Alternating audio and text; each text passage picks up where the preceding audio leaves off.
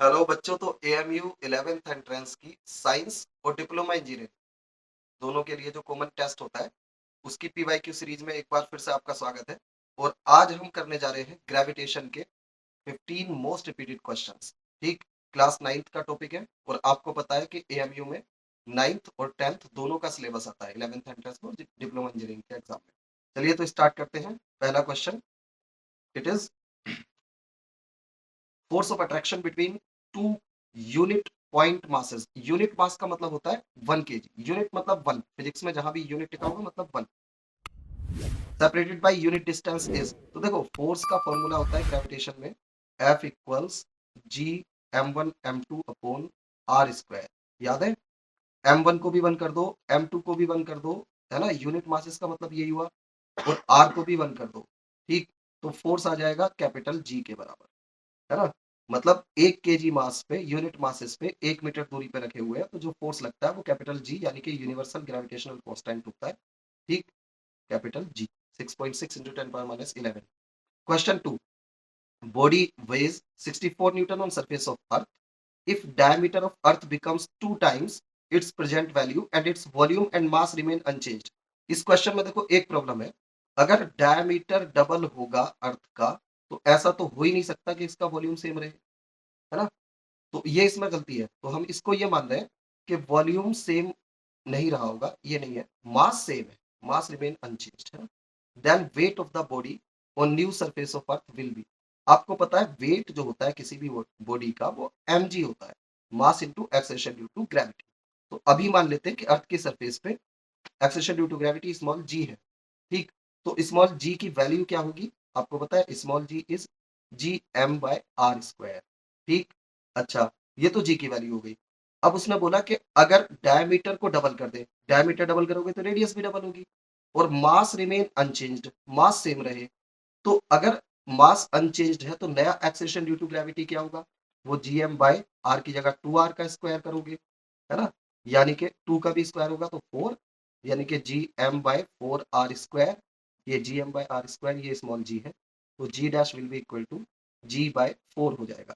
ठीक, अच्छा, मैं मास से दोनों तरफ मल्टीप्लाई करता हूं तो M G dash equals M G by 4। ये एम जी एक्चुअल पहले वाला वेट है, एम जी डैश ये नया वाला वेट है। तो नया वाला वेट हो जाएगा, पहले कितना था 64 था, 64/4 यानी कि 16 न्यूटन।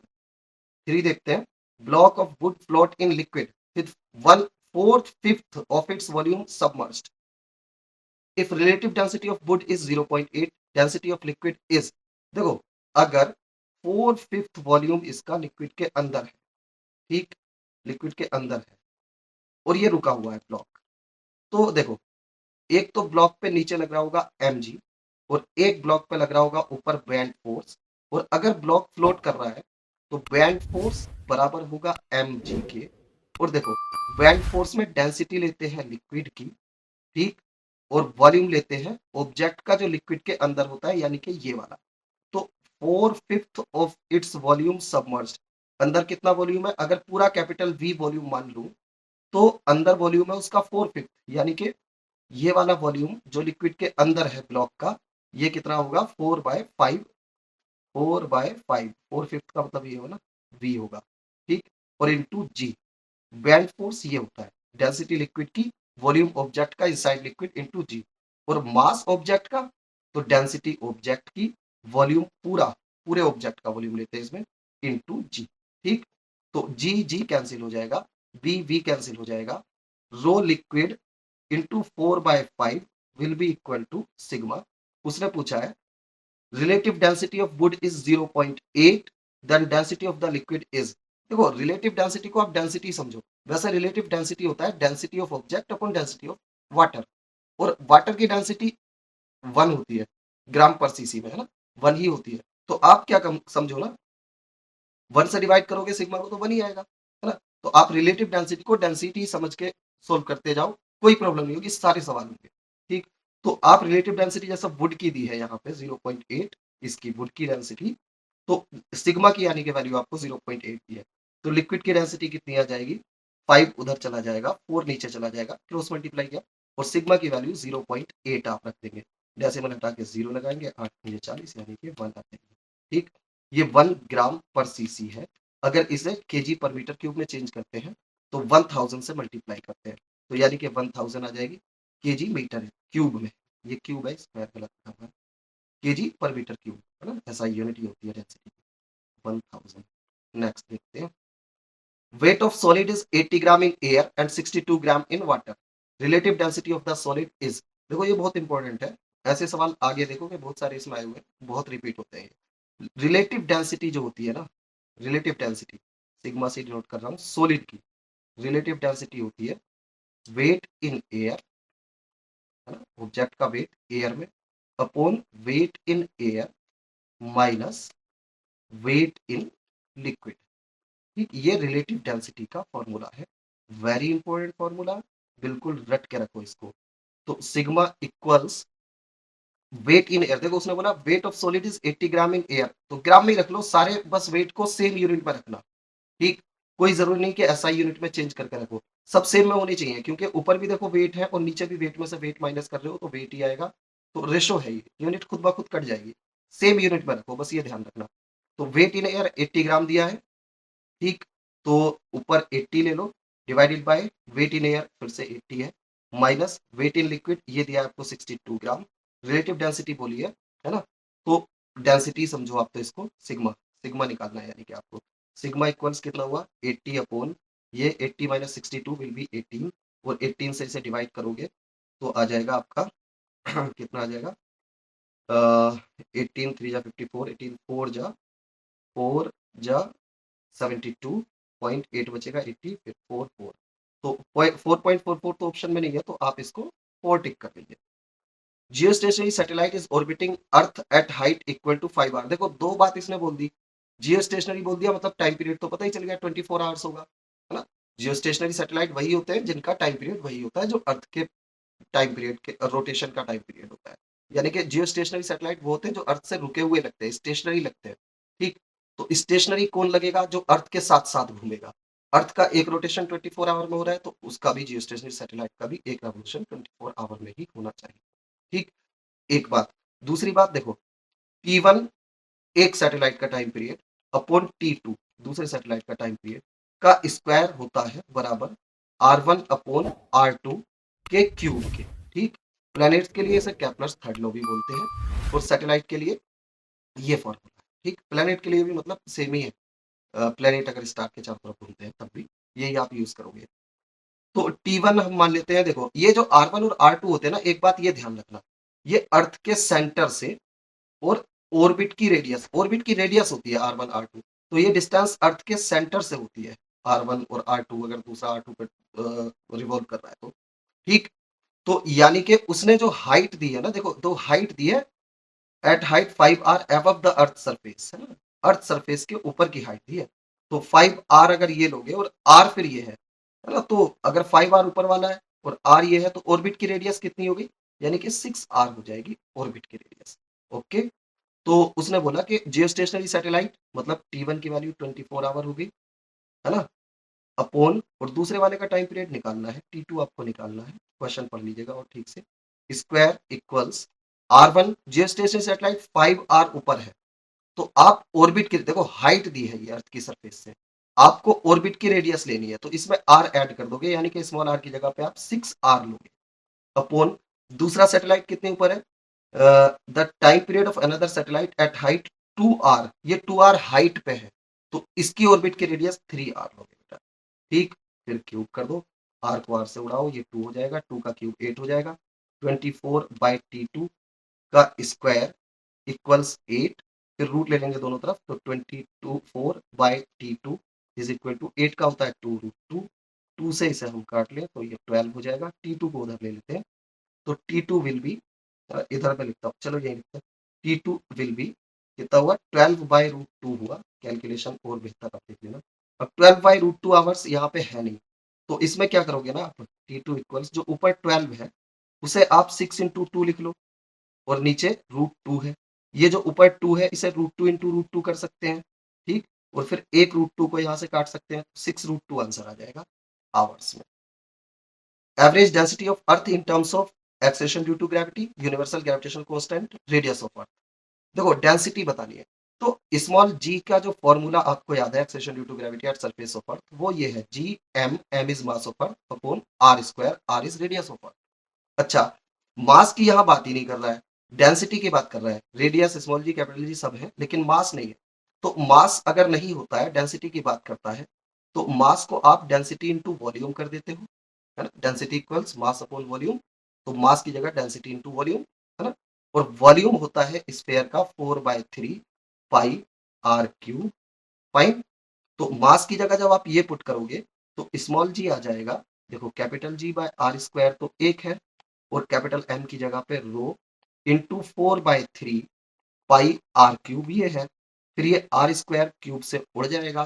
ठीक, आपको चाहिए रो, डेंसिटी चाहिए, डेंसिटी पूछिए उसने, average density of earth in terms of, इनके टर्म्स में। ठीक, तो डेंसिटी चाहिए, बाकी सबको उधर ले जाओ। तो इधर 3 चला जाएगा, जी चला जाएगा, 4 नीचे चला जाएगा, कैपिटल जी नीचे जाएगा, एक आर बचेगा वो भी नीचे जाएगा, विल बी इक्वल टू रो, यानी कि 3 जी अपॉन, और ये पाई नीचे जाएगा, है ना, पाई नीचे जाएगा। तो यानी कि 3 जी अपॉन 3 स्मॉल जी, एक ही में ही है 3 जी ऊपर, मुझे देखने की जरूरत है। ठीक,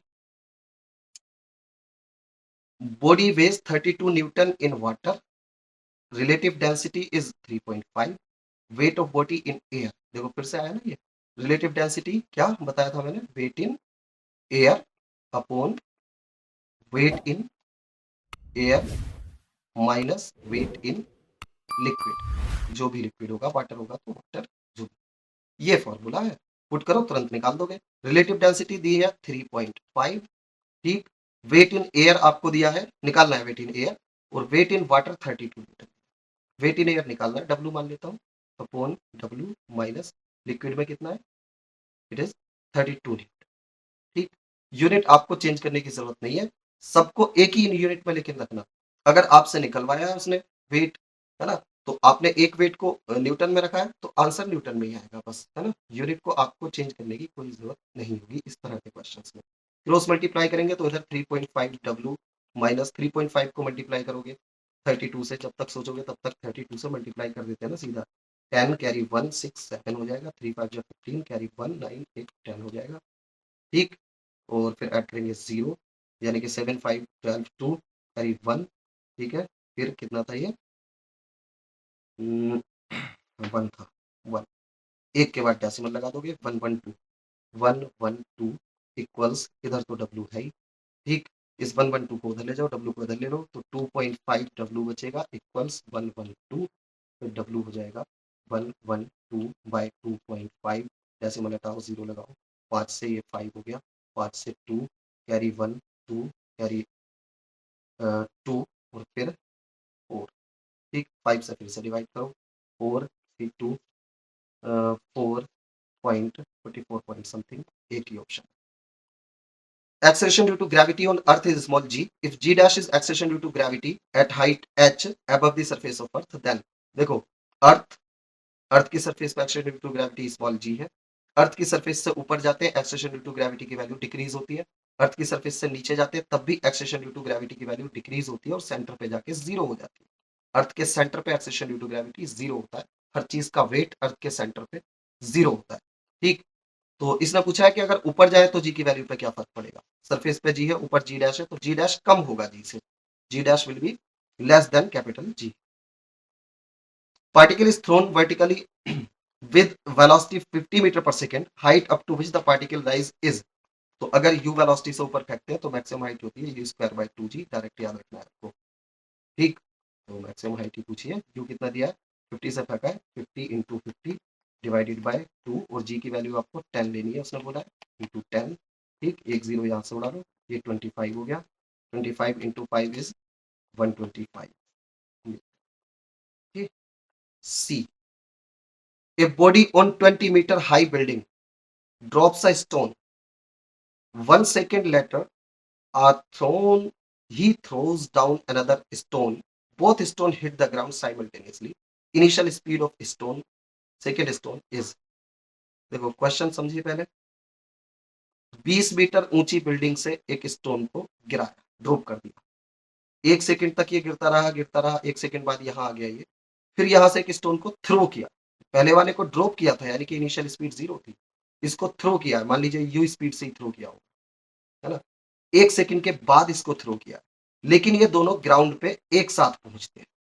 ठीक, ऐसा हो सकता है क्योंकि ये ड्रॉप किया है, इसकी स्पीड धीरे धीरे बढ़ रही होगी और इसे थ्रो किया है स्पीड से, है ना, तो एक साथ पहुंच सकते हैं, लेकिन 1 सेकंड के बाद इसे थ्रो किया। ठीक, फिर पूछा गया initial velocity of second stone, ये वाला यू पूछा। तो देखो पहले वाले स्टोन का टाइम निकाल लो, ठीक, और फिर दूसरे के लिए इक्वेशन यूज कर लो, 1 सेकंड कम लेंगे, दूसरे को 1 सेकंड कम मिलेगा, है ना, पहले को अगर टी टाइम मिला है तो दूसरे को t-1 टाइम मिलेगा, 1 सेकंड कम मिलेगा, क्योंकि इसको 1 सेकंड के बाद थ्रो किया। अच्छा एक और बात देखो, डायरेक्ट याद रखता हूं, मुझे तो मेरा तरीका ये है, आप चाहो तो यहां से इक्वेशन लगा के निकालो टाइम, फर्स्ट वाले के लिए ए से बी तक इक्वेशन लगाओ, u0 distance 20, acceleration due to gravity उसने बोला 10, है ना, और इक्वेशन कौन सी लगा दोगे, सेकंड इक्वेशन लगा दो, s equals ut plus half at square, एकदम आ जाएगा। मुझे सीधा पता है कि भाई किसी चीज को अगर मैं ड्रॉप करता हूँ ना, तो पहले सेकंड में 5 मीटर चलती है, दूसरे में 15 चलती है, तीसरे में 25 चलती है, फिर 35 चलती है, फिर 45 चलती है, इस तरह से।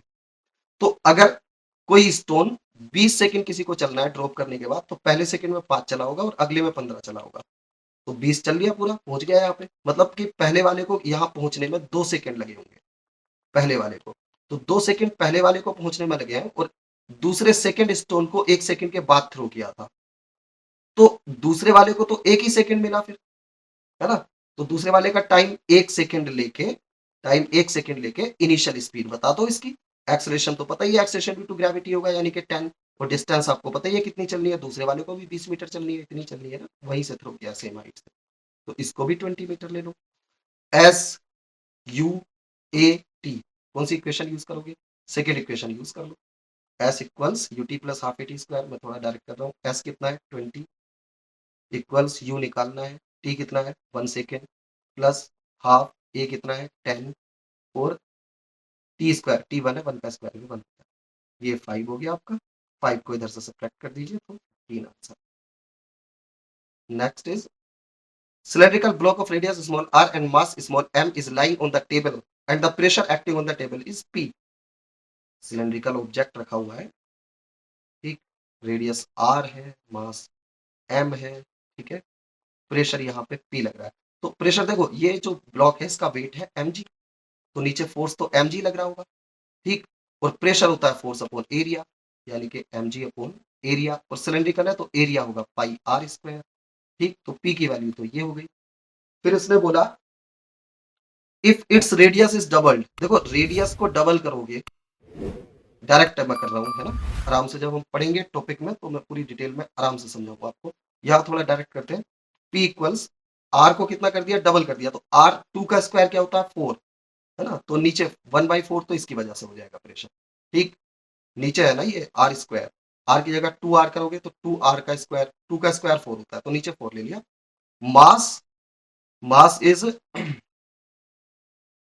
उसने बोला मास इज ट्रिपल, मास को देखो m की जगह पे 3m करोगे तो डायरेक्टली प्रोपोर्शनल है प्रेशर मास के, है ना, तो इसकी वजह से 3 टाइम्स हो जाएगा, तो पहले p था तो अब 3/4p हो जाएगा, डायरेक्ट मैं ऐसे कर रहा हूँ 3/4p, नया प्रेशर ये हो जाएगा। Density of ice is x ग्राम पर cc, centimetre cube cc, and that of the water is y ग्राम पर cc।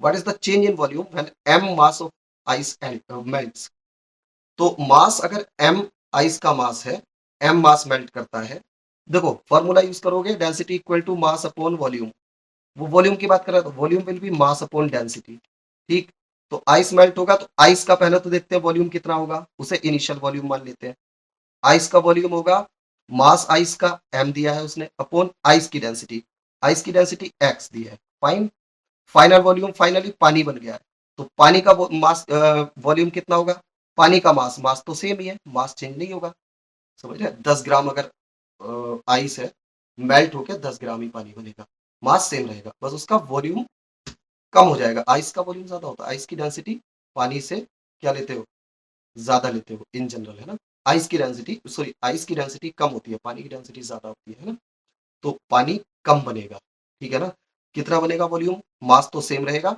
और डिवाइडेड बाय डेंसिटी, पानी की डेंसिटी कितनी है, ये वाई की है इसमें, ठीक, अच्छा मैं कह रहा हूँ कम बनेगा वॉल्यूम पानी का, तो मतलब फाइनल वॉल्यूम कम होगा, इनिशियल ज्यादा होगा, इनिशियल माइनस फाइनल कर दो, वैसे भी आपको चेंज ही निकालना है, तो मास तो दोनों में कॉमन आ जाएगा, initial is 1/x minus 1/y, है ना। तो ये हुआ आपका, ठीक।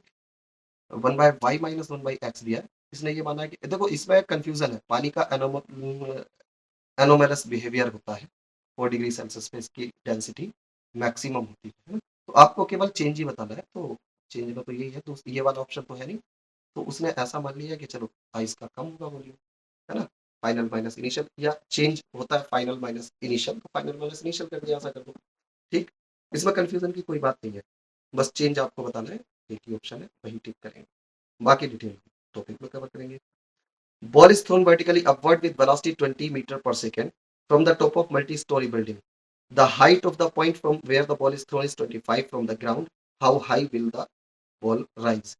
ये रही आपकी बिल्डिंग, ठीक।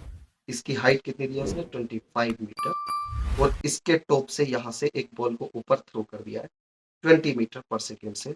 ये बॉल मैक्सिमम ग्राउंड से मैक्सिमम कितनी हाइट तक पहुंचेगी, आपको बताइए, बॉल ऊपर जाएगी जाएगी रुक जाएगी फिर वापस आएगी और ग्राउंड पे ही गिरेगी, तो ग्राउंड से इसकी मैक्सिमम हाइट कितनी होगी। देखो बिल्डिंग की हाइट तो ये है ही 25, बॉल कितनी राइज होगी वो और निकाल दो। मैंने बताया था कि अगर यू स्पीड से थ्रो करते हैं तो maximum height u² by 2g होती है, जितनी हाइट पे राइज होती है बॉल वो u²/2g होती है। u आपको दिया है 20, तो 20 × 20, और नीचे 2g, g की वैल्यू 10 है तो ये भी 20 हो गया, एक 20 को उड़ा दो, तो ये हाइट आ गई आपकी 20, और बिल्डिंग की हाइट है 25। टोटल हाइट कितनी हो गई, ग्राउंड से कितने ऊपर पहुंचा, 20 + 25 यानी कि 45 metre. Gravitational force of attraction between stone weighing 2 kg and earth weighing 6 × 10⁻24 kg is 19.6 Newton. What is the acceleration produced in earth? बढ़िया सवाल भाई, ये अर्थ है, ये कोई ऑब्जेक्ट है, पता है आपको इन दोनों के बीच जो फोर्स होता है ना, G m1m2/r², उतना ही फोर्स ऑब्जेक्ट पे लग रहा होता है, नीचे अर्थ लगा रही होती है, और जितना फोर्स ऑब्जेक्ट पे लग रहा है न्यूटन के थर्ड लॉ के हिसाब से, उतना ही अर्थ के सेंटर पे लग रहा होता है ऊपर। तो आज तक जो एक्सेलरेशन ड्यू टू ग्रेविटी आप पढ़ते हो वो इस ब्लॉक का एक्सेलरेशन पढ़ते हो, फाइन। लेकिन आज जो उसने एक्सेलरेशन पूछा वो पूछा अर्थ का। अर्थ का एक्सेलरेशन आप 0 मान लेते हो, अर्थ को रुका हुआ मान लेते हो, एक्चुअल में ऐसा नहीं होता, अर्थ भी मूव करती है, लेकिन इसका एक्सेलरेशन बहुत ही कम होता है अर्थ का। इसलिए हम क्या करते हैं कि अर्थ के एक्सेलरेशन को 0 मान लेते हैं, रुका हुआ मान लेते हैं, लेकिन एक्सेलरेशन होता है। और आज उसने पूछ लिया कि अर्थ का एक्सेलरेशन कितना होता है, तो पहले तो ये देखो कि इन दोनों के बीच फोर्स 19.6 न्यूटन है, तो ऑब्जेक्ट पे भी इतना ही लगेगा और अर्थ पे भी इतना ही फोर्स लगेगा, और एक्सेलरेशन प्रोड्यूस्ड इन अर्थ पूछ लिया उसने। तो अगर अर्थ का एक्सेलरेशन निकालोगे तो भाई F = ma से फोर्स अर्थ पे जो लग रहा है और मास भी अर्थ का ही लोगे, A = F/m करोगे, ठीक। फोर्स तो दोनों पे उसने बोला कि 19.6 न्यूटन ही है, और मास ऑफ अर्थ उसने बोला है 6 × 10⁻24 kg, है ना, लगभग इतना ही होता है, एक्चुअल मास ही दिया है इसने अर्थ का, ही होता है। तो A will be equal to 6 से इसे डिवाइड करेंगे तो 3 पॉइंट समथिंग आएगा, 1 2 3.2 और बचेगा तो 6, है ना, इतना लगभग। और 10⁻24 को ऊपर लेके जाएंगे तो 10⁻⁻24 आ जाएगा। देख लो ये बहुत कम है मीटर पर सेकेंड स्क्वायर, तो आंसर ये है 10⁻⁻24 बहुत कम है अर्थ का एक्सेलरेशन, इसीलिए उसे 0 मान लेते हैं। लेकिन आज पूछ ही लिया तो फिर हमें वो बताना पड़ेगा। 3.26 है तो 3.3 कर देंगे राउंड ऑफ करके। Two objects A and B are immersed in liquid water. Masses of objects are, एक का मास 200 kg, एक का 100 kg respectively, and relative density, आप तो डेंसिटी समझो इनको, ए पहले वाले की, दूसरे की बी, रो बी, है ना। Volume of both objects are 2 metric cube, volume दोनों का बराबर है 2 मीट्रिक क्यूब है। Ratio of relative density of B, rho B यानी कि, एंड ए, रो ए यानी कि, है ना। तो मतलब कि बी और ए की डेंसिटी का रेशियो बताना है, सीधी बात, आप ये समझो, रिलेटिव डेंसिटी से कंफ्यूज मत हो ना, वो वर्ड इसलिए यूज कर देता है कि आप कंफ्यूज हो जाए, आप कंफ्यूज मत हो उसमें, डेंसिटी ही समझो उसको, ठीक। सारे सवाल आप कर जाओगे अभी ऐसे, जब टॉपिक में हम पढ़ेंगे तो मैं डिटेल में आपको बता दूंगा क्या फर्क है, ठीक है। तो मास दिया है एक का इतना, एक का इतना, डेंसिटी दी है एक की इतनी, एक की इतनी, वॉल्यूम दोनों का बराबर है ना, और डेंसिटी का रेशियो पूछा है, वही मास इक्वल्स होता है डेंसिटी इनटू वॉल्यूम, वही formula, density equal to mass upon volume से, क्रॉस मल्टीप्लाई करके मैंने चेंज कर दिया है ना। एक का मास है 200 kg, उसकी डेंसिटी है रो ए और वॉल्यूम उसका 2 मीट्रिक क्यूब। दूसरे का मास है 100 kg, डेंसिटी है उसकी रो बी, वॉल्यूम उसका भी 2 मीट्रिक क्यूब। डिवाइड कर दो 1 को 2 से, रो ए अपॉन रो बी चाहिए ना आपको, 2 2 कट जाएगा, ये दो जीरो भी कट जाएंगे, तो ये आंसर है। 2 रो बी अपॉन रो ए पूछा है उसने, आपका क्या है रो ए अपॉन रो बी आया, ये कितना आया 2 आया, तो रो बी यानी कि 2 मतलब 2 अपॉन 1, तो रो बी अपॉन रो ए करोगे रेसिप्रोकल इसका, तो 1/2 हो जाएगा, ए आंसर। Thank you. इस तरह के बाकी वीडियोस के लिए भी आप हमारे चैनल को सब्सक्राइब कर लीजिए। एएमयू जामिया की 9th 6th या फिर 11th एंट्रेंस की आप प्रिपरेशन कर रहे हैं, डिप्लोमा इंजीनियरिंग की प्रिपरेशन कर रहे हैं, या किसी और कोर्स की भी, तो सारी अपडेट्स के लिए आप हमारे चैनल को जरूर सब्सक्राइब कर लीजिए। बहुत इंपॉर्टेंट टॉपिक्स वीडियोस आपको यहाँ मिलने वाली है एडमिशन से, जो फॉर्म से रिगार्डिंग, फॉर्म कब आएगा उसके रिगार्डिंग, है ना, एग्जाम पैटर्न क्या होगा, सारे एग्जाम्स का लगभग लगभग आपको यहाँ पे इंफॉर्मेशन मिलती रहेगी जैसे जैसे फॉर्म आएंगे, और आगे आगे ये सिलसिला बढ़ेगा। ऑल द बेस्ट, प्रिपेयर करिए, पढ़ते रहिए।